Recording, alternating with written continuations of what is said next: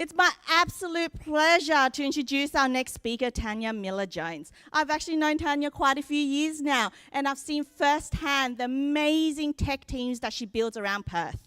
With her over 20 years experience, she's about to share with you guys some of her insights on how to grow and develop your career.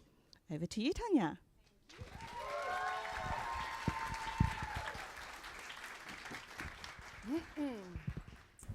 I am going to quit if you do not make me a senior. Oh, I can still remember that sinking feeling like it was yesterday. Picture this. Good kid, right? Maybe 2 or 3 years into his career. Pretty talented, strong developer, hard worker. Part of a really, really strong team. Project, total bin fire. Absolute, so much flux, all this politics stopped and started. It could not afford to have any more disruption. But you know, I wish I could tell you that I was completely blindsided, but I wasn't. Deep down inside, I absolutely could have seen this coming.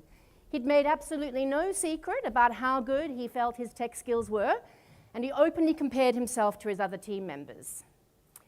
But I just didn't want to have that conversation, because what he didn't know, what he was completely naive to, was how much pressure and accountability the seniors in the organization were put under. He was just such a sweet little innocent developer and had no idea how he would have been eaten alive by the stakeholders. But rather than having that conversation, I chose to avoid it and just kick the can down the road.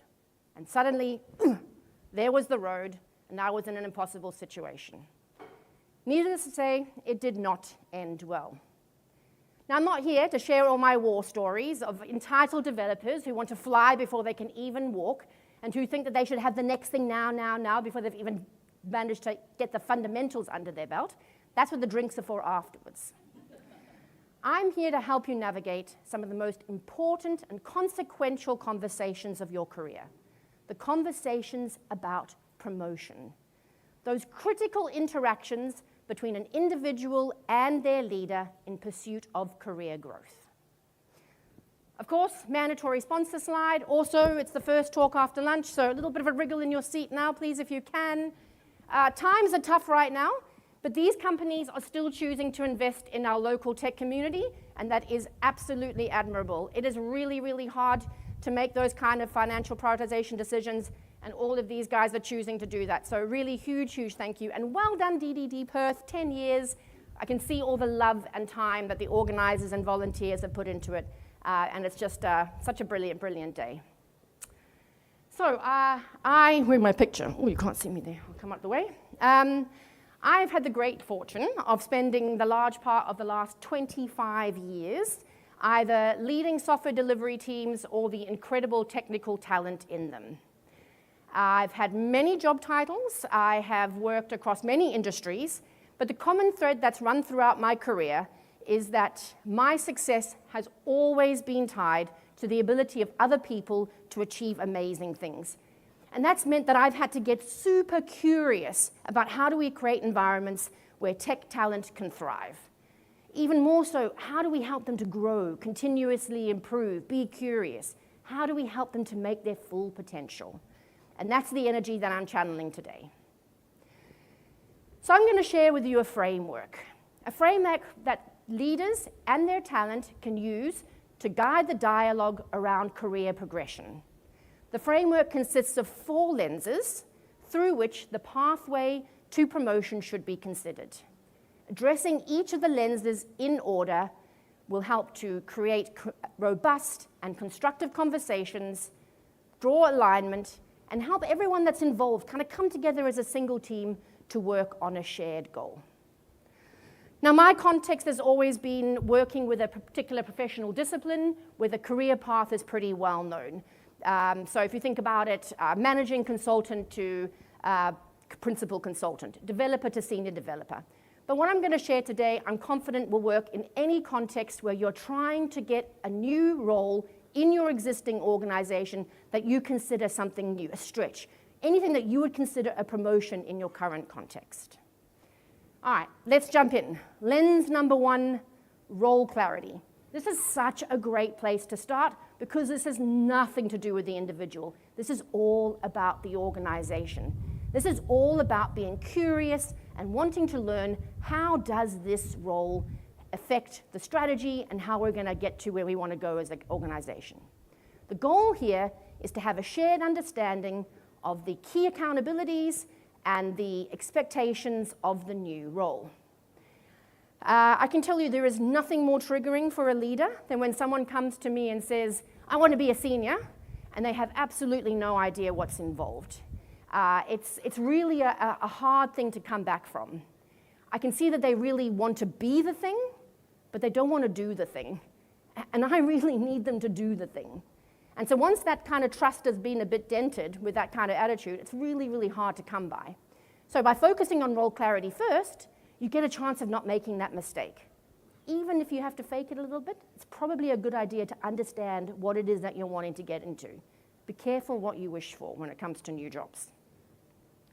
So let's think about it from the two key players involved here. Firstly, let's look at the talent. It is absolutely your responsibility to understand what are the expectations of the new role. This is a chance to ask great questions.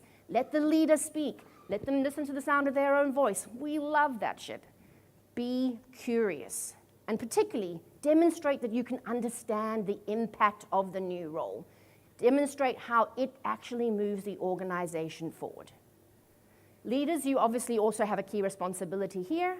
Here, it is up to you to ensure that the new role is clearly defined and the expectations are known.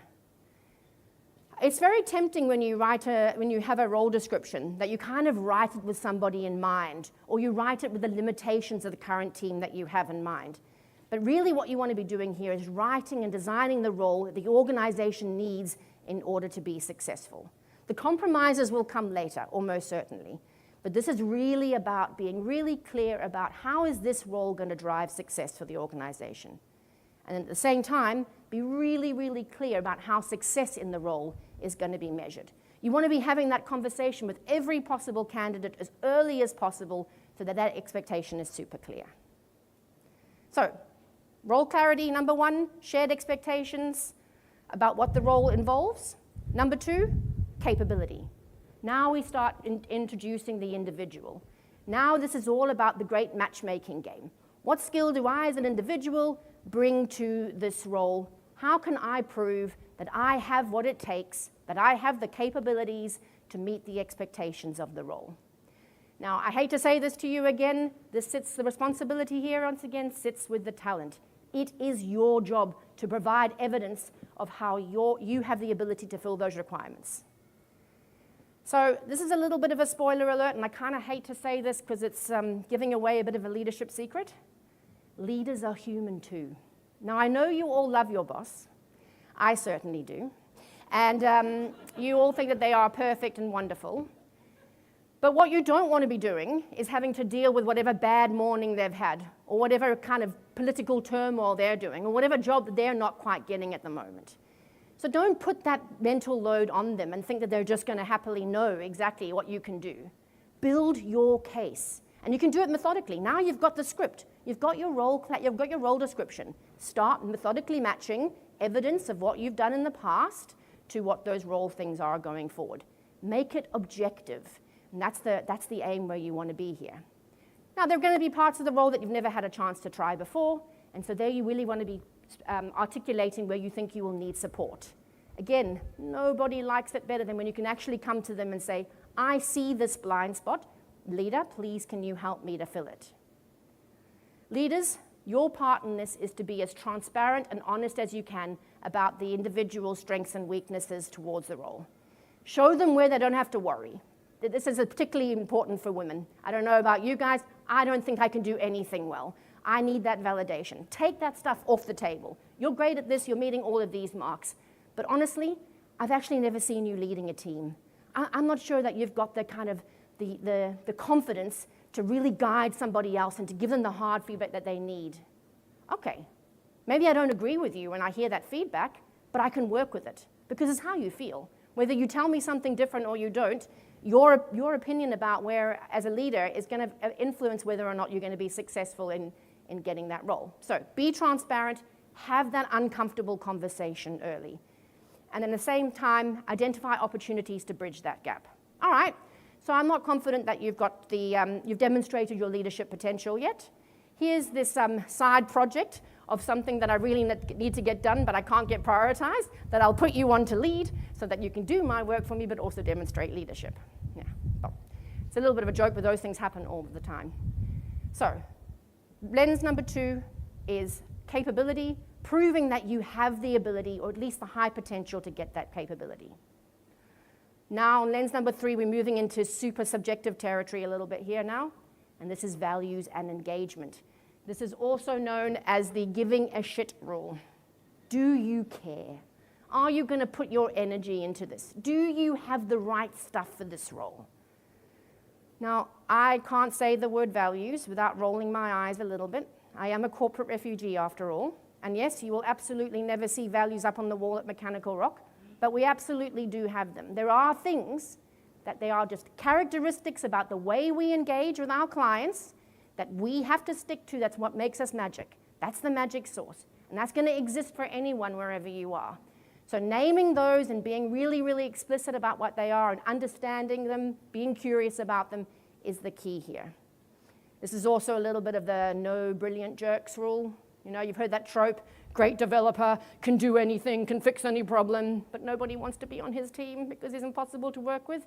I like how all my examples of the bad guys and this are men. Get used to it, guys. All right. The responsibility in this case sits right back smack bang in the middle. This is all about role modeling the right values and behaviors, not just in the promotion process, but all the time. Like, this is going to have to be a kind of constant job.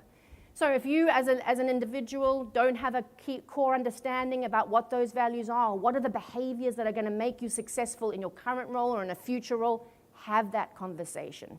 And if you and a leader say, transparency and honesty is the most important value that we have here, but you can't share that, you think that person's a bit of a jerk, then you're going to have a problem as well. So look for that role modeling and be really honest with your feedback. For the talent, consider how your values may have to change for a new role. And this I see a lot when people in their careers move from individual contributors to leading others or delivering through others. Suddenly you have to start working out loud more. You have to be a lot more transparent about the things that you do. You have to be a lot more visible. You have to really slow down so that you can bring others with you. And that's quite a change of pace and a change of kind of attitude. And none of that stuff necessarily comes naturally. So that's a great conversation to have. How am I going to have to change? Leader, tell me, what kind of behaviors do I have to do differently? And leaders, for you, be curious what lies behind behaviors.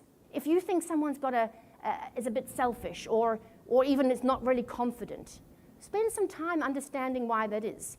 There could be a defense mechanism that's making someone be brusque or a bit surly in the workplace. Be curious about it. Find out what that thing is. Break that barrier down. Have a conversation. See if you can kind of come a ground and get them on the journey through. Again, it's that transparency and that trust. Those awkward conversations, the things that lie behind them are going to lie behind them whether you talk about them or not. So you might as well just put them on the table and talk about them. All right, fourth and final lens to look through. This is largely out of everyone's control, mostly, and that's the environment. Is the environment right for this move right now? Have we just laid off a bunch of people? Probably not going to be the easiest time to get promoted. Has my boss's boss just moved on to a new role and there's going to be a whole restructure in the department? Probably not a great time to be talking about that role that they once mentioned a few months ago. Even if you're not sure, have a conversation about it, but just come at it with, I realize that we may be having a bit of hard times economically right now, but what do you think has to change in order to be ready for this, for bringing another person into the managing role? So, leaders, the responsibility starts with you.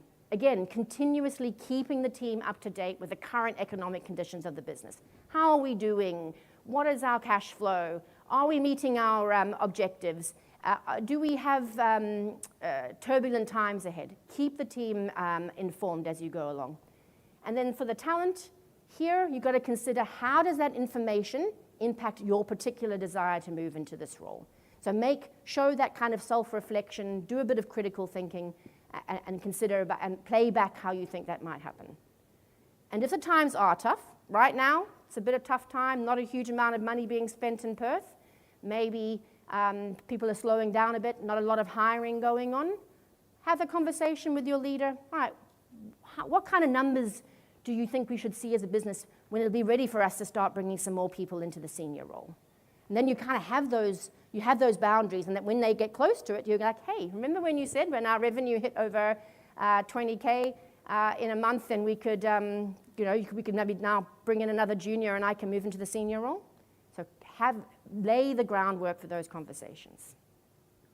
All right, let's play this model back. So first step, role clarity. This is the shared understanding of the key expectations and key accountabilities of the role. Do you both agree on what those are? And is it really curious and demonstrating a good understanding of that? Secondly, can you build a case for how you can demonstrate your ability to meet those expectations, or at least create the potential or a roadmap of how you will get there? Thirdly, do you have the right behaviors? Are you exhibiting and role modeling how someone in that role will behave? And then finally, is the environment and the timing right? And of course, you want to be right in the intersection of those. That's what I call the no-brainer zone. Because when you're in there, it's a really hard argument for the leader to say no, especially if you've worked through that process and you've ticked all the boxes and you're like, well, I guess I got to promote you now because, Tania's framework's true, so you can always try that one. All right, let's go back to my clickbaity title for a second, ambition versus ability.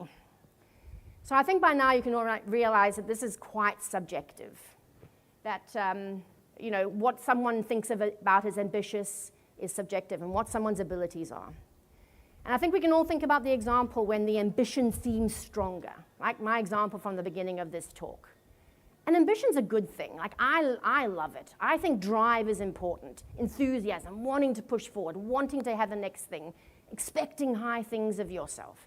The problem with ambition comes when it's at the expense of your ability. If all of your energy is going into, I must get the next thing, look at me, I should be the boss, and it's not going into growing your skills, being curious, getting feedback, that disproportion, it's not a good look.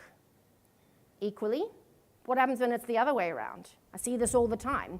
The ability is so clearly there, but maybe it's not ambition, maybe it's confidence.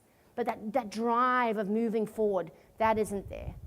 And just to all of you, some of you ladies here in the front know who you are. Like, you guys are bright, you know what you're doing. So don't let the confidence get in your way. Every organization needs every single person in the team to really be at their best. And if that means that you've got to get out of your comfort zone and move to the next level, then that's the right thing to do for the team. So, good news, you've got a framework to use to apply to that. If you're unsure, be curious about the role. Find out what it's about. Maybe there's something in there that interests you.